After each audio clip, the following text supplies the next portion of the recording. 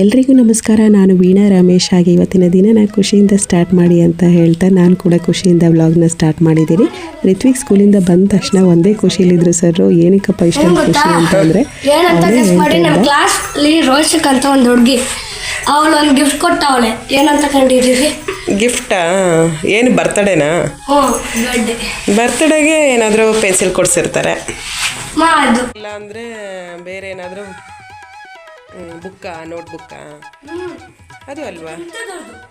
ಅದಕ್ಕಿಂತ ದೊಡ್ಡದು ಅಂತಂದರೆ ಬೇರೆ ಇನ್ನೇನು, ಏನಾದರೂ ಟಾಯ್ಸಾ? ಏನಾದರೂ ಟಾಯ್ಸ್ ಕೊಟ್ಟಿರಬೇಕು. ಇಲ್ಲ, ನಾನು ನಿಮಗೊಂದು ತೋರಿಸ್ತೀನಿ, ಕಣ್ಣು ಮುಚ್ಕೊಳ್ಳಿ. ನಾನೇ ಕಣ್ಣು ಮುಚ್ಕೋಬೇಕಾ?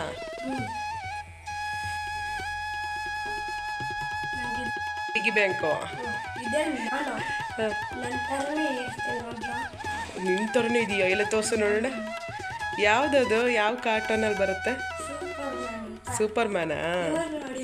ಹಾಗೆ ನಾನು ಹೊಸದಾಗಿ ಅಯನ್ ದೋಸೆ ತವನ ತಗೊಂಡಿದ್ದೆ. ಸೊ ಇದನ್ನು ಯಾವ ಥರ ಸೀಸನಿಂಗ್ ಮಾಡೋದು ಅಂತ ತೋರಿಸ್ತಾ ಇದ್ದೀನಿ. ತುಂಬಾ ಈಸಿಯಾಗಿ ಸೀಸನಿಂಗ್ ಮಾಡ್ಬೋದು. ಇದನ್ನು ಚೆನ್ನಾಗಿ ಸ್ಕ್ರಬ್ ಹಾಕಿ ವಾಶ್ ಮಾಡಿಕೊಂಡು ಸೀಸನಿಂಗ್ ಮಾಡ್ತಾ ಇದ್ದೀನಿ. ಮೊದಲು ಇದೇ ಥರದೊಂದು ದೋಸೆ ತವ ಇತ್ತು, ಬಟ್ ಅದನ್ನು ಯಾವ ಥರ ಪಳಗ್ಸೋದು ಅಂತ ಗೊತ್ತಿಲ್ಲದೇನೆ ಹಾಗೆ ಇಟ್ಬಿಟ್ಟು ಅದು ರೆಸ್ಟ್ ಹಿಡಿದು ಹಾಳಾಗೋಯ್ತು. ಸೊ ತಿರ್ಗಾ ಇದ್ರ ಮೇಲೆ ಆಸೆಯಾಗಿ ತಗೊಂಡಿರೋ ಅಂಥದ್ದು. ಒಂಥರ ಈ ದೋಸೆ ಕಲ್ಲಿನ ಸ್ಟೋರಿಗೆ ಬಂದರೆ ಓಲ್ಡ್ ಈಸ್ ಗೋಲ್ಡ್ ಅಂತಲೇ ಹೇಳ್ತೀನಿ. ಯಾಕಂದರೆ ಮೊದಲು ನಮ್ಮಮ್ಮ ನನಗೆ ಇದೇ ಥರದ ದೋಸೆ ತವನ ಕೊಡಿಸಿದ್ರು, ಬಟ್ ಇದನ್ನು ಸರಿಯಾಗಿ ಪಳಗ್ಸೋಕೆ ಬರ್ದೇನೆ ನಾನು ಯೂಸೇ ಮಾಡಲಿಲ್ಲ. ನಾನ್ ಸ್ಟಿಕ್ ದೋಸೆ ತವನ ತಗೊಂಡು ಯೂಸ್ ಮಾಡ್ತಾ ಇದ್ದೆ. ಚೆನ್ನಾಗಿ ತೆಳ್ಳಗೆ ದೋಸೆ ಬರುತ್ತೆ ಅಂತ ಹೇಳಿ ಫಸ್ಟ್ ಅದನ್ನ ಪಳಗ್ಸೋಕೆ ಬರ್ದೇನೆ ದೋಸೆ ಹಾಕಿ ಹಾಗೆ ದೋಸೆಗಳೆಲ್ಲ ಕಲ್ಲಿಗೆ ಕಚ್ಕೊಳ್ತೀನಿ. ದೋಸೆ ತವನ ಚೆನ್ನಾಗಿ ವಾಶ್ ಮಾಡಿ ಸಿಮ್ಮಲ್ಲಿಟ್ಟು ಬಿಸಿ ಮಾಡ್ಕೊಂಡಿದ್ದೀನಿ. ಇದಕ್ಕೆ 1-2 ಸ್ಪೂನ್ ಆಯಿಲ್ ಹಾಕಿ ದೋಸೆ ಕಲ್ಲು ಫುಲ್ ಆಗಿ ಸ್ಪ್ರೆಡ್ ಮಾಡ್ಕೊಂಡಿದ್ದೀನಿ ಆಯಿಲ್ನ. 1-2 ಈರುಳ್ಳಿನ ಚೆನ್ನಾಗಿ ಪುಡಿ ಪುಡಿಯಾಗಿ ಕಟ್ ಮಾಡಿ ಇಟ್ಕೊಂಡಿದ್ದೆ. ಇದನ್ನ ದೋಸೆ ಕಲ್ಲಲ್ಲಿ ಚೆನ್ನಾಗಿ ಕಂದು ಬಣ್ಣ ಬರೋವರೆಗೂ ಹುರ್ಕೊಬೇಕು.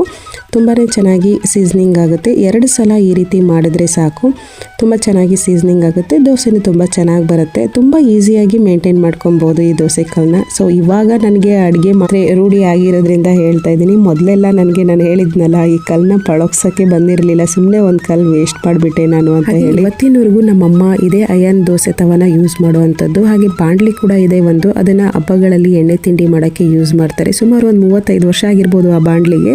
ನಮ್ಮಮ್ಮಂಗೆ ನಮ್ಮ ಅಜ್ಜಿ ತೆಕ್ಕೊಟ್ಟಿದ್ದಂತೆ ಆ ಬಾಂಡ್ಲಿ. ಸೊ ಈ ಹಬ್ಬಗಳಲ್ಲಿ ಹೊರಗೆ ತೆಗಿತಾರೆ, ಎಣ್ಣೆ ತಿಂಡಿ ಮಾಡ್ತಾರೆ, ತಿರ್ಗಾ ಒರೆಸಿ ನೀಟಾಗಿ ಇಟ್ಕೊಂಡಿದ್ದಾರೆ. ಇಷ್ಟು ವರ್ಷ ಮೇಂಟೈನ್ ಮಾಡಿದಾರಲ್ಲ, ಗ್ರೇಟ್ ಅಂತಾನೆ ಹೇಳ್ತೀನಿ. ಇವಾಗೆಲ್ಲ ನಾನ್ ಸ್ಟಿಕ್ ಯೂಸ್ ಮಾಡಿದ್ರೆ ಏನೇನೋ ಕಾಯಿಲೆಗಳು ಬರುತ್ತೆ ಅಂತ ಬೇರೆ ಭಯ ಪಡಿಸ್ತಾರೆ. ಸೊ ಹಾಗಾಗಿ ನಾನು ಈ ತವನ ತಗೊಂಡಿದ್ದಂಥದ್ದು. ಹಾಗೆ ಬೆಳಿಗ್ಗೆ ಟಿಫನ್ಗೆ 2 ಥರ ತಿಂಡಿ ಮಾಡಿದ್ದಾಯ್ತು. ರಿತ್ವಿಕ್ಗೆ ದೋಸೆ ಬೇಕು ಅಂತ ಹೇಳ್ದೆ, ಅದರಲ್ಲೂ ಪುಟ್ಟಾಗಿರುವಂತ ಮಿನಿ ದೋಸೆ ಹಾಕೊಡಿ ಅಂತ ಹೇಳಿದ್ದ. ಸೊ ಅನ್ಸಿಕಾ ನನಗೆ ಪಾಸ್ತಾ ಮಾಡ್ಕೊಡಿ ಅಂತ ಹೇಳಿದ್ಲು. ಸ್ವಲ್ಪ ಸ್ಪೈಸಿ ಐಟಮ್ ಅಂದ್ರೆ ತುಂಬಾ ಇಷ್ಟಪಟ್ಟು ತಿಂತಾಳೆ, ಹಾಗಾಗಿ ಪಾಸ್ತಾ ಮಾಡ್ತಾ ಇದ್ದೀನಿ ಅವಳಿಗೋಸ್ಕರ. ಸೊ ನೈಟೇ ನಾನು ಏನು ಟಿಫನ್ ಮಾಡ್ತೀನಿ ಬೆಳಗ್ಗೆಗೆ ಅಂತ ಪ್ರಿಪೇರ್ ಮಾಡಿ ಇಟ್ಕೊಂಡ್ರೆ ನನಗೆ ಈಸಿಯಾಗಿ ಹೋಗ್ಬಿಡುತ್ತೆ. ಸೊ 1-2 ಥರ ಇಲ್ಲಾದ್ರೂ 3 ಥರ ಟಿಫನ್ ಕೂಡ ಮಾಡ್ಬೋದು ಈಸಿಯಾಗಿ. ನೈಟ್ ಏನು ಪ್ರಿಪೇರ್ ಮಾಡಲಿಲ್ಲ, ತಕ್ಷಣಕ್ಕೆ ಬೆಳಗ್ಗೆ ಎದ್ದು ಪ್ರಿಪೇರ್ ಮಾಡ್ತೀವಿ ಅಂದರೆ ಅವತ್ತಿನ ಕೆಲಸ ಅಂತೂ ಆಗೋದೇ ಇಲ್ಲ ಅಂತ ಹೇಳ್ತೀನಿ ನಾನು. ಸೊ ಪಾಸ್ತಾನ ನಾನು ಬೇಯಿಸ್ಕೊಬೇಕಾದ್ರೆ ಒಂದು ಸ್ವಲ್ಪ ಆಯಿಲ್ನ ಹಾಕ್ಕೊಂಡು ಜೊತೆಗೆ ಉಪ್ಪು ಹಾಕಿ ಬೇಯಿಸಿದ್ದೀನಿ. ಆಯಿಲ್ ಹಾಕಿ ಬೇಯಿಸೋದ್ರಿಂದ ಪಾಸ್ತಾ ಒಂದಕ್ಕೊಂದು ಅಂಟು ಬರಲ್ಲ, ಬಿಡಿ ಬಿಡಿಯಾಗಿ ಚೆನ್ನಾಗಿರುತ್ತೆ.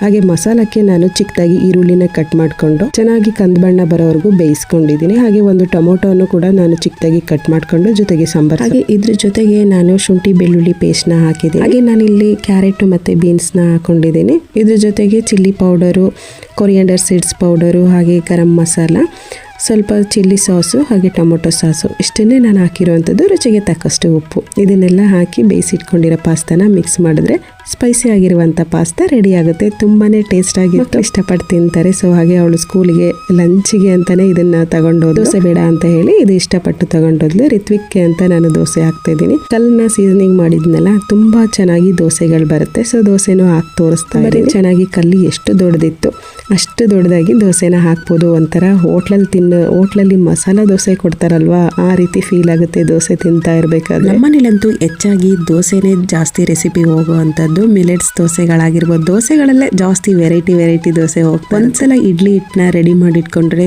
ಸುಮಾರು ವೆರೈಟಿಯಾಗಿ ದೋಸೆನೂ ಹಾಕ್ಬೋದು, ಇಡ್ಲಿನೂ ಹಾಕ್ಬೋದು. ತುಂಬ ಇಷ್ಟಪಟ್ಟು ತಿಂತಾರೆ ಮಕ್ಕಳು, ಅದೊಂಥರ ರೂಢಿಯಾಗಿ ಹೋಗ್ಬಿಟ್ಟಿದೆ ಅವ್ರಿಗೆ. ಸೊ ಹಾಗಾಗಿ ನನಗೂ ಕೂಡ ಟಿಫನ್ ಮಾಡೋಕ್ಕೆ ಈಸಿ ಅಂತ ಅನ್ಸುತ್ತೆ. ನೈಟ್ ಕೂಡ ಚಪಾತಿ ಮಾಡಲಿಲ್ಲ ಅಂತ ಅಂದರೆ ದೋಸೆ ಕೂಡ ಹಾಕೊಬೋದಲ್ಲ. ಸೊ ಹಾಗಾಗಿ ನನಗೂ ಈಸಿ ಅನ್ಸುತ್ತೆ. ಸೊ ಟಿಫನ್ ಎಲ್ಲ ದೋಸೆ ಎಲ್ಲ ಮಾಡಿ ಆದಮೇಲೆ ಕಲ್ಲು ತುಂಬ ಆಯಿಲ್ನ ಸ್ಪ್ರೆಡ್ ಮಾಡಿಬಿಟ್ಟು ಟಿಶ್ಯೂ ತಗೊಂಡು ನೀಟಾಗಿ ಒರೆಸಿಟ್ಕೊಂಡ್ರೆ ರೆಸ್ಟ್ ಹಿಡಿಯಲ್ಲ.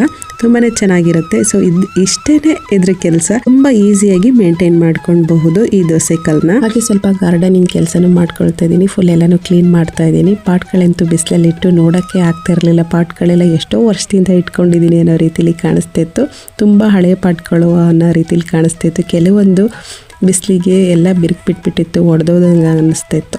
ಸೊ ಹಾಗಾಗಿ ಅದನ್ನೆಲ್ಲ ಕಲರಿಂಗ್ ಮಾಡಿ ರೀಪಾಟ್ ಮಾಡೋಣ ಅಂತ ಮಾಡ್ತಾಯಿದ್ದೆ. ಸೊ ಮಣ್ಣೆಲ್ಲ ನೀಟಾಗಿ ಬಿಸಿಲಲ್ಲಿ ಹಾಕಿ ಸ್ವಲ್ಪ ಒಣಗಿದ ಸಗಣಿನ ಇಟ್ಕೊಂಡಿದ್ದೆ. ಇದನ್ನು ಮಿಕ್ಸ್ ಮಾಡಿಬಿಟ್ಟು ರೀಪಾಟ್ ಮಾಡಿದ್ರೆ ಗಿಡಗಳು ಹೆಲ್ದಿಯಾಗಿ ಚೆನ್ನಾಗಿ ಬೆಳೀತವೆ ಅಂತ ಹೇಳಿ ಮಾಡ್ತಾ ಇದ್ದೀನಿ. ಗಿಡಗಳ ಬಗ್ಗೆ ನನಗೆ ತಿಳಿದಿರುವಂಥ ಕೆಲವೊಂದು ಟಿಪ್ಸ್ನ ಶೇರ್ ಮಾಡ್ಕೊಳ್ತೀನಿ.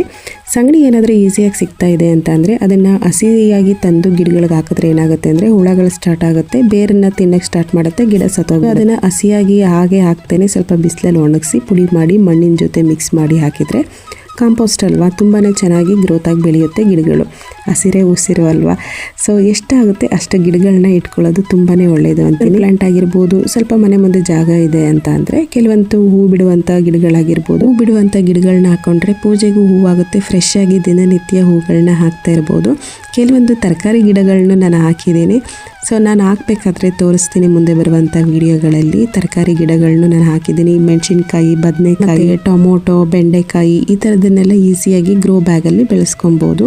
ಬೇಗ ಚೆನ್ನಾಗಿ ಬರುತ್ತೆ ಅದು ಗ್ರೋತ್ ಆಗಿ. ಸೊ ಇನ್ನೊಂದು ಟಿಪ್ಸ್ ಏನು ಅಂತಂದರೆ ದಿನನಿತ್ಯ ತರಕಾರಿಗಳನ್ನ ಕಟ್ ಮಾಡ್ತೀವಲ್ವ, ಸೊ ಅದ್ರ ವೇಸ್ಟ್ ಸಿಗುತ್ತೆ ತರಕಾರಿ. ಅದನ್ನು ಹಸಿದ ಹಾಗೆ ತಂದು ಗಿಡಗಳಿಗೆ ಹಾಕೋದ್ರಕ್ಕಿಂತ ಸ್ವಲ್ಪ ಮಿಕ್ಸಿ ಅದನ್ನು ಚೆನ್ನಾಗಿ ಗ್ರೈಂಡ್ ಮಾಡಿಬಿಟ್ಟು ಅದ್ರ ಜೊತೆ ಹೇಗಿದ್ರೂ ತರಕಾರಿ ತೊಳೆದ ನೀರಿರುತ್ತೆ, ಅಕ್ಕಿ ತೊಳೆದ ನೀರು, ಬೇಳೆ ತೊಳೆದ ನೀರು ಇದೆಲ್ಲ ಇರುತ್ತಲ್ಲ, ಇದ್ರ ಜೊತೆಗೆ ಮಿಕ್ಸ್ ಮಾಡಿ ಗಿಡಗಳಿಗೆ ಹಾಕಿದ್ರೆ ಚೆನ್ನಾಗಿ ಕಾಂಪೋಸ್ಟ್ ಆಗುತ್ತೆ. ಜಾಸ್ತಿ ತರಕಾರಿ ಸಿಪ್ಪೆಗಳಾಗಿರ್ಬೋದು, ಏನೇ ಹಸಿ ಕಸನ ಹಾಗೆ ಹಾಕ್ಬಿಟ್ರೆ ಏನಾಗುತ್ತೆ ಅದು ಹುಳ ಆಗಿ ಬೇರಿಗೆ ಎಫೆಕ್ಟ್ ಆಗುತ್ತೆ. ಸೊ ಹಾಗಾಗಿ ಅದನ್ನು ಕಾಂಪೋಸ್ಟ್ ಆಗಿ ರೆಡಿ ಮಾಡಿಕೊಂಡು ಗಿಡಗಳಿಗೆ ಹಾಕಿದ್ರೆ ಗಿಡಗಳು ಹೆಲ್ದಿಯಾಗಿರ್ತವೆ, ಡ್ಯಾಮೇಜ್ ಆಗಲ್ಲ. ಚೆನ್ನಾಗಿ ಇನ್ನೂ ಹೂ ಬಿಡುವಂಥ ಗಿಡಗಳಾದರೆ ಹೆಚ್ಚಾಗಿ ಹೂ ಬಿಡ್ತವೆ. ಸೊ ಇದು ನಾನು ಇಷ್ಟು ಫಾಲೋ ಮಾಡ್ಕೊಳ್ತೀನಿ.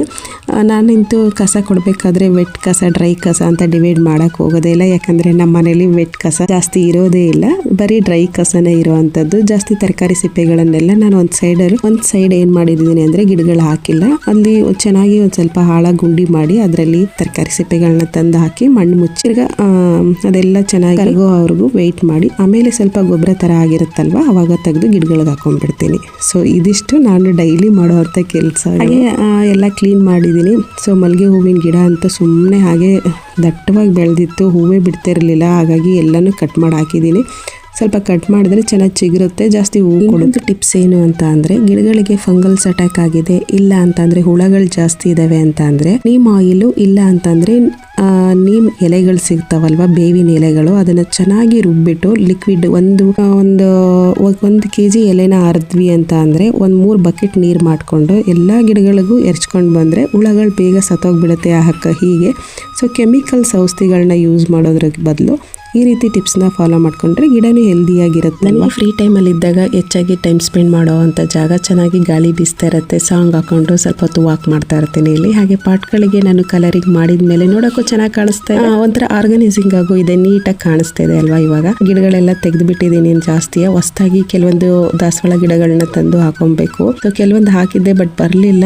ಇಲ್ಲಿ ಉಪ್ಪಿನ ಮಣ್ಣು ಆಗಿರೋದ್ರಿಂದ ಜಾಸ್ತಿ ಬರೋದಿಲ್ಲ. ಇನ್ನು ಪಕ್ಕದ ಮನೆಯವರೆಲ್ಲ ಹೇಳ್ತಾ ಇರ್ತಾರೆ ನಮ್ಮ ಮನೆಯಲ್ಲಿ ಗಿಡಗಳು ಜಾಸ್ತಿ ಅಷ್ಟು, ನಿಮ್ಮ ಮನೇಲಿ ಚೆನ್ನಾಗಿ ಗ್ರೋತ್ ಆಗಿ ಬಂದಿರುವಷ್ಟು ಗಿಡಗಳು ಗ್ರೋತ್ ಆಗಿ ಯಾವಾಗ ನೋಡಿ ಹಸಿರಾಗಿರುತ್ತೆ, ಎಷ್ಟೊಂದು ಹೂ ಬಿಡ್ತಾ ಇರುತ್ತೆ ಅಂತಾರೆ. ಹಾಗೆ ನಾನು ಗಿಡಗಳನ್ನೆಲ್ಲ ಕ್ಲೀನ್ ಮಾಡ್ತಾ ಟೈಮ್ ಆಗಿದ್ದೇ ಗೊತ್ತಾಗ್ಲಿಲ್ಲ. ಮಧ್ಯಾಹ್ನ 1 ಗಂಟೆಗೆ ಕ್ಲೀನ್ ಮಾಡಕ್ಕೆ ಇಟ್ಕೊಂಡಿದ್ದು ನೈಟ್ 8 ಗಂಟೆ ಆಗೋಗ್ಬಿಡ್ತು. ಇದನ್ನೆಲ್ಲ ವಾಶ್ ಮಾಡಿ ಗಿಡಗಳಿಗೆಲ್ಲ ಮನೆ ಒಳಗಡೆ ಹೋಗಿದ್ದಂಥದ್ದು. ಸೊ ಇವತ್ತಿನ ವ್ಲಾಗ್ನ ಎಂಡ್ ಮಾಡ್ತಾ ಇದ್ದೀನಿ. ನಿಮಗೆ ಈ ವ್ಲಾಗ್ ಸ್ವಲ್ಪನಾದರೂ ಇಷ್ಟ ಇದ್ದರೆ ನನ್ನ ಚಾನಲ್ನ ಸಬ್ಸ್ಕ್ರೈಬ್ ಮಾಡ್ಕೊಳ್ಳಿ.